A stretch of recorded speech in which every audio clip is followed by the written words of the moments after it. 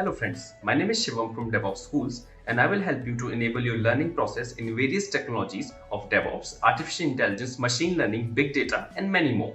This is our initiative to help you by sharing multiple tutorials and videos. And if you want any specific tutorials or any particular topic, then please do comment in the below comment section and I will help you with it. Also, please subscribe to our premium services on YouTube, which will give you access to more content and videos to enhance your knowledge about all these topics. Also, if you want me to help you with regards to the online trainings and classroom sessions by our qualified trainers, then please do write me at contact@devopsschool.com. So what is HashiCorp Vault? So basically, it's a it's a kind of application, you can say, to manage your secrets, static and dynamic secrets. Okay, uh, we will talk about this static and dynamic secrets later on. In general, if I can tell and to tell you an example, like your user ID and your password that you use to log into any system, basically, or say your bank site or any website, that is a static secret, right? So it's not like in every 10 minute or 15 minute or within a particular time frame this is going to change, or anyone who is going to change is you. So this is called static secret. When you talk about dynamic secret is that is going to change, right? That if you will think upon about an example, your token, right? When you log into your personal token or something, and with that in GitLab as well, it provides you a token, and with that you can push your files to lab. So it's a kind of personal access token, and this is this is dynamic in nature. It has its expiry date and it gets generated, kind of that. Okay, the second thing is provide data encryption service. So in general, what happens in GitLab, when you store your secret in GitLab, it stores it into encrypted form. Okay, and and the data remains encrypted, and it also sends the data in encrypted form to the user after verification and everything, and then at the site of the user per se, it is decrypted. So it provides you that service of having your secrets encrypted. It helps in auditing purpose as well. We talk about secret, right? You are It's a there for your for storing the secrets, not only your secrets, but mostly it is used where application uses another application, as for example database access or all, as part of the code. The items that you put in your config files, okay, those kind, like your user credentials, you normally we put in config files and then we use it. So here this is important, that who accessed the secrets and when, and that is very important as far as uh, HashiCorp Vault is concerned, that how it is going getting used. Uh, and once you will get the access, ultimately you are getting access to secret, so it's getting more important to have the access of vault audited. So this is what this audit is there. And then it has the backend architecture. This is again, we talk about secret, and it has the architecture of saving your secret. So this is what it has, and it is pluggable, means pluggable storage. You can increase the storage size uh, for the storage that is there. Then full HTTP API, that it supports HashiCorp Vault, and mostly you can say, its API is getting used as far as Vault is concerned. In general, front end is very rare as far as. Okay, now, so when we think about secret, very limited thing comes to in our mind, and mostly we talk about password, right? We talk that, okay, what is secret? It's our powered password. There might be a user ID and there will be a password associated with it, but it's not like that, right? And we all are aware about these terms as well: tokens, API keys, time based tokens, certificates, symmetric keys, and everything else. So uh, all these comes under that, and you can keep, as long as it can be kept in key value pair, you can keep your secret in HashiCorp Vault. So this is the way it is. Okay, so this is all about the way the different. So Vault, you can say, is a place where you can keep all these items secured, and the goal overall, different organization, what they want to go is, they want to make sure that most of the NPTs, as far as example, in my organization, we have uh, a project per se, and very big project, around 2 3 years long project that's going on, and there its a major goal is non-personal technical account. Non-personal technical accounts is no user directly owning it, and those accounts are mostly used by your application, your code, and as I provided you example, that your database, the database credentials that you are using and everything. So all those things are have to go to vault, and it has to be accessed. There will be no access to human user. Even in config file, there will not be, yeah, any password uh, saved. Everything has to be taken from vault at the runtime, and then access should happen, and then you can, access it. Your application can access it. You should not have anything in logs to know that what is the password or anything. So this is the kind of this is the way in which organizations are implementing this particular okay. So common use cases of vault. If I am going fast, you can tell me at any point of time, or uh, uh, if you have any query, don't hesitate. So it will be better if we will interact. So you can just speak. So anything till now, any query, anything, any exposure, any experience?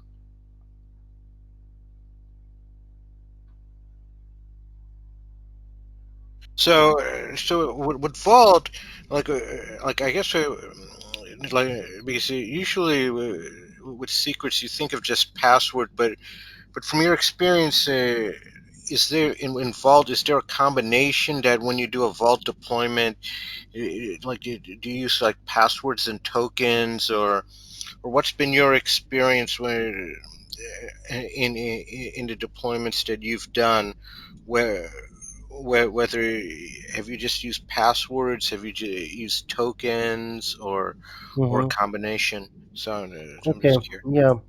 Okay. If I got the point, what happens in real time? As for example, you are running your pipeline in GitLab. Okay, so you are using GitLab as a CI tool. So GitLab has one of the good use case, and we will discuss about this later on as well. So GitLab has it's a key, and that key is there at the it's called hash key, and that key is there at the end of vault as well. So when the communication happened, GitLab sends its or a common user for you. You might be aware about pat token. So you have your pat token. Now Vault has your pat token as well. So you go there with your pat token, and you access Vault, and then once you access it, GitLab provides you its Vault token, and with that you can use GitLab further to access credentials. So it's a kind of two-step process, and there are all different mechanisms like that, as for example LDAP, or as for example your uh, definitely credentials are there. So the way the GitLab works, it has two steps. So this is about how you access GitLab. The second thing is what kind of thing kept at GitLab. Mostly it is used for credentials, but yes, it is used for your service principal. In case of Azure, it is used to save certificates as well. So it has those anything that you use to authenticate or authenticate basically any system, you keep it there. Or and to reach to GitLab, you normally have two step mechanism. Yeah. So, what about in a scenario where you have with Vault uh, that what happens is that like the secret expires, or you have to go and change the secret, and sometimes what happens is it breaks because if the secret expires or they make a change to a secret. Let's say you have multiple secrets, and Mhm. and one of the secrets is is changed. How would Vault deal with like with that, like if a secret expired or something, and you have to run multiple things? So how would Vault Yes. detect that, and how would you fix it? Yeah. Okay. Good question. Good question. And yeah, so what happens is Vault doesn't have a mechanism to do it per se, but yes, how in real time we do is in different organization, in our organization as per se, that there is a mechanism, right? So Vault is one part where you keep your secret, and then in kind of that once you use Vault mechanism, there are other mechanisms organizations started to do that. One of them is that they started to check a password in the and that is it getting rotated regularly or not. So this is a kind of compliance measures along with Vault. So and then uh, we have a check, and then the things are audited, and we have a system in place where uh, the users get reported that okay, your password is getting regular, going to expire in 1 month or 15 days, kind of that regular report we prepare. And then based on that, user changes. And how user changes, the password management system that we use in our organization, and this is the use case for multiple companies, that's what I'm talking about, is changed to handle both things together. One is your platform, as for example it's Oracle or SQL account. So one change in one go, change happens at two places. One at Vault when you update the password, another is in the platform, that is a regular way. So in this way, wrapping some compliance measures around, uh, organizations manage Vault. So answer to your question is, does Vault manages the rotation of credential? No, Vault doesn't manage any credential. It doesn't have any mechanism. But yes, what with the help of Vault, the focus on uh, managing the credential increased, and multiple checks are taking in place, and with that it happens. Okay. So this is the way, and it can also dynamically, it has the one of the potential that Vault has, it can dynamically rotate its password. Means the password will be rotated in Vault as well as in system without you knowing it. So that mechanism you can set it. You can, so you can set Vault to change the password and rotate it dynamically without you knowing it. Yeah, so this is one of the feature that it has. You say, okay, when we look at the common use cases with PKI, so it can generate, revoke, asserts, and do all of the certificate handling. Like, does Vault have that ability? When Certificates, I'm not sure, but credentials, yes. okay, so Because certificate, yeah, because certificate has the certificate issuing authority also in mhm. place. So having the conformance with the certificate changes, no, this I'm not sure. We'll check, but I never heard about it. But yes, with your normal credentials, password, yes, it has potential to dynamically update it. Okay, yeah. So then, yeah. So, and you're talking here about like machine authentication and the API key. So, it has to do. So Vault has, I guess, in the code you can put like keys in order to authenticate your scripts. Or what are you saying in the common use cases where with machine authentication and API keys for scripts? Yeah, we will talk about it. We Okay, will talk about this okay, thing. We have the use cases there, okay, so we will talk about this in detail with that. okay, Yeah, okay. That's all I have. yeah, fine. Okay, so let us move ahead and okay. So why the most important thing is right always means okay we will work on vault and things around it. We will do some hands-on, but until we will know the actual use of it, and this happens mostly right. Doing the thing is not is a cakewalk when you know that why why you are doing it. Okay, so this is the thing that is.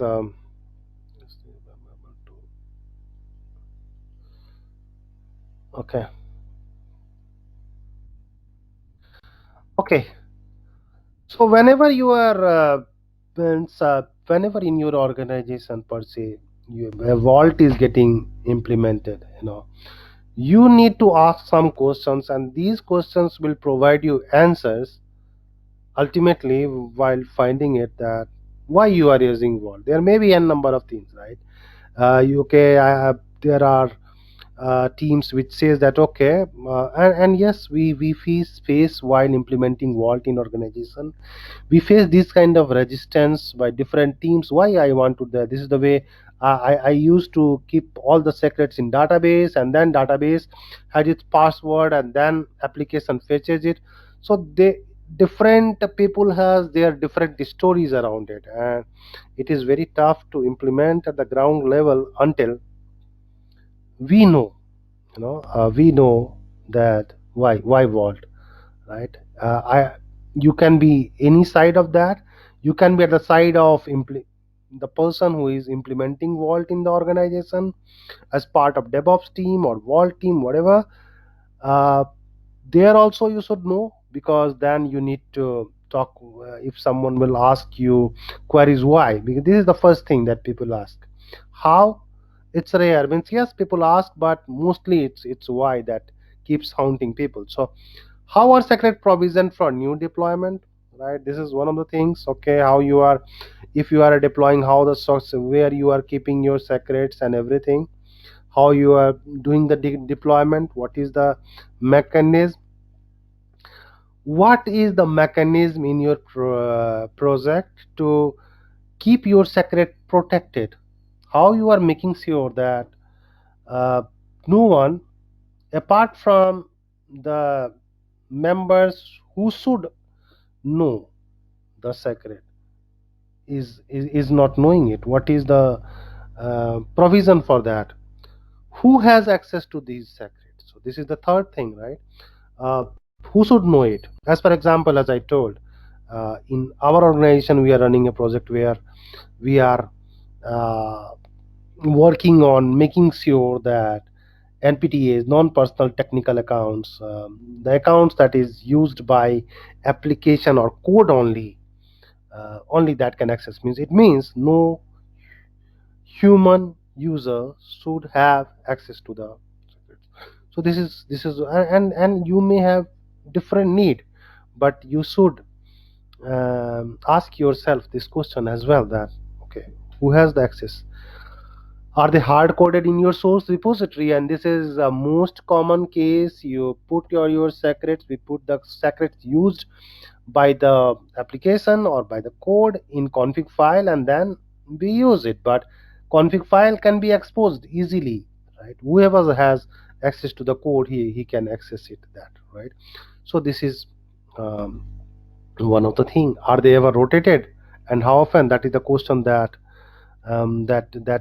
we discussed, right? So this is one of the thing that we should ask. So if you have a secret management solution, what is the level of effort involved? And this is important. Okay, yes, Vault is good, it looks fancy to me, and yes, it is going to protect, but what is the level effort, how much time it is going to take?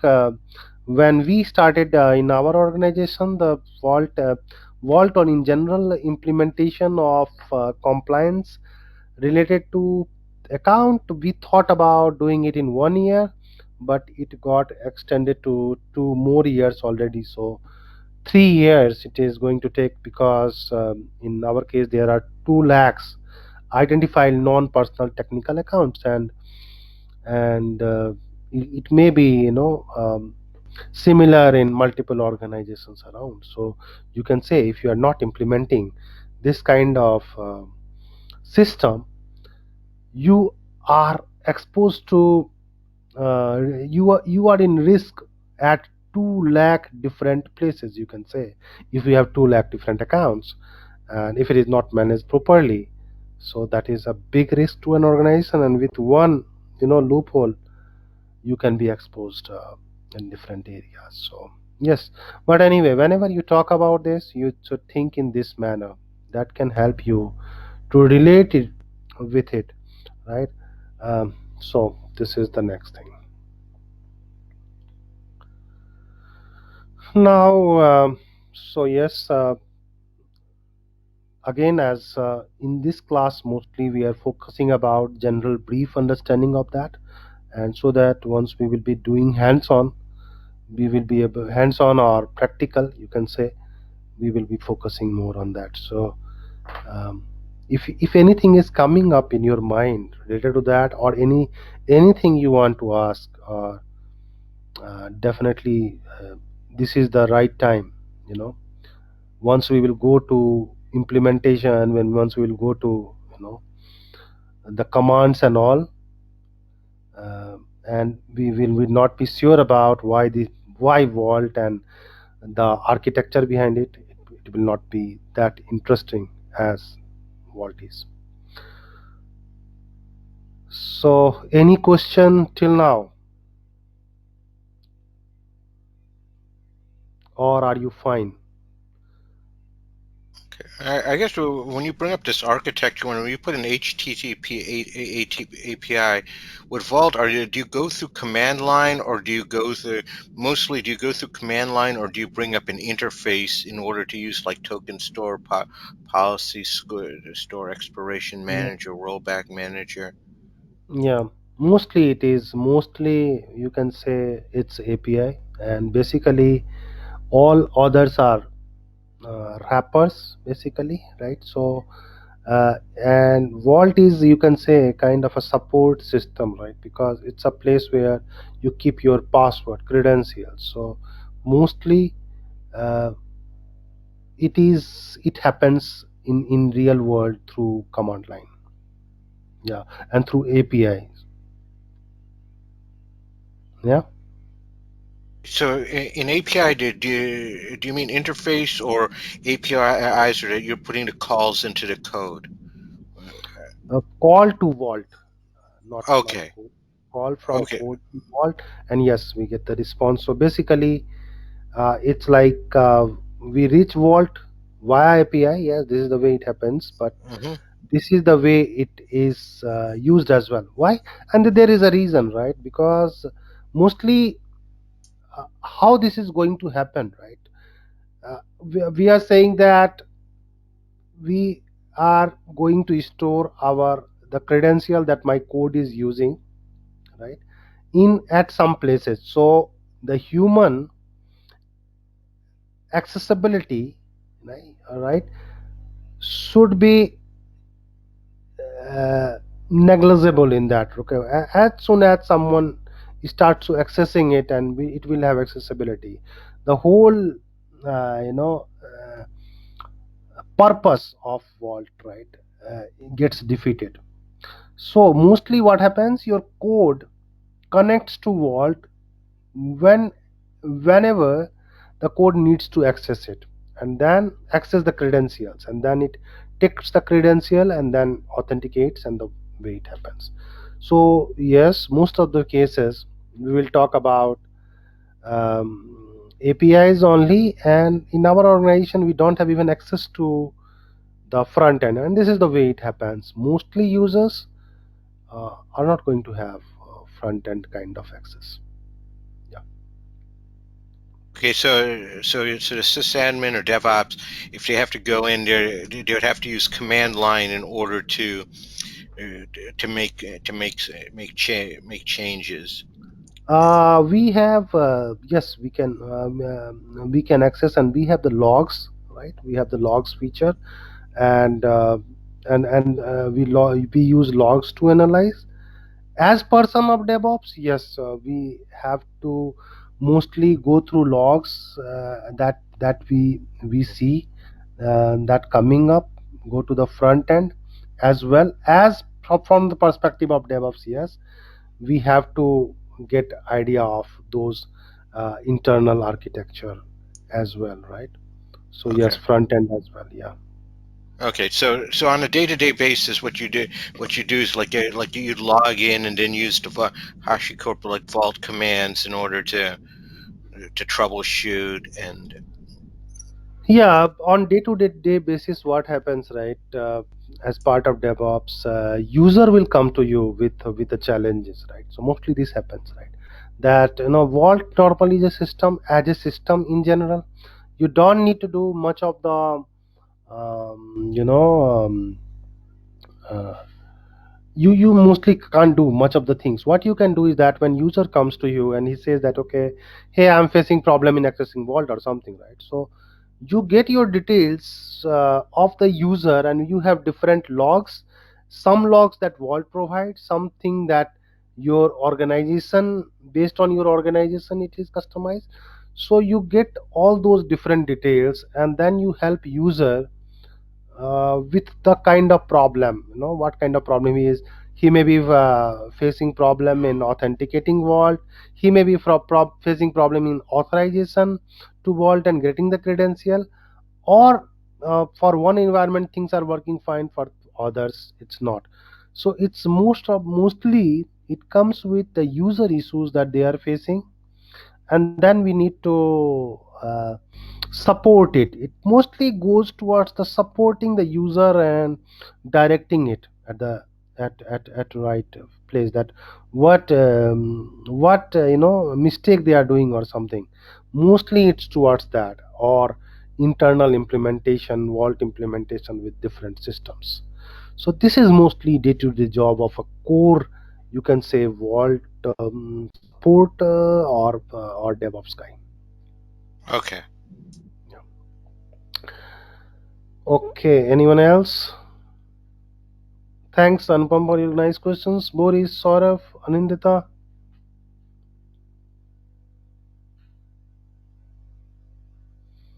Or this is Sunday and you are just frightened for Monday.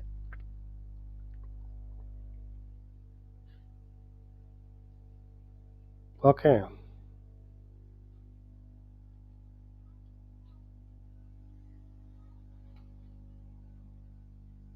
I haven't heard Saurav ever. Saurav, No questions from my side. Thanks. am I going well or you are not able to understand? So far, so good. Okay, good, good. Okay, let us continue. Okay. Okay, so what is authentication backend? So this authenticates user or machines against an authentication provider, right? So an authentication provider means your, as we discussed, right, during one of the query that we discussed, right, that how in real world it happens, and then we talked about how this authentication happened, and we talked about, as for example, GitLab, right? GitLab is an authentication provider, right? Now with your GitLab pad token, you go to your vault and you want to access vault with that, okay? Then vault check it, is this a valid user, right? And then vault provides its token. Thanks for watching. Want to study further? Join our training programs today.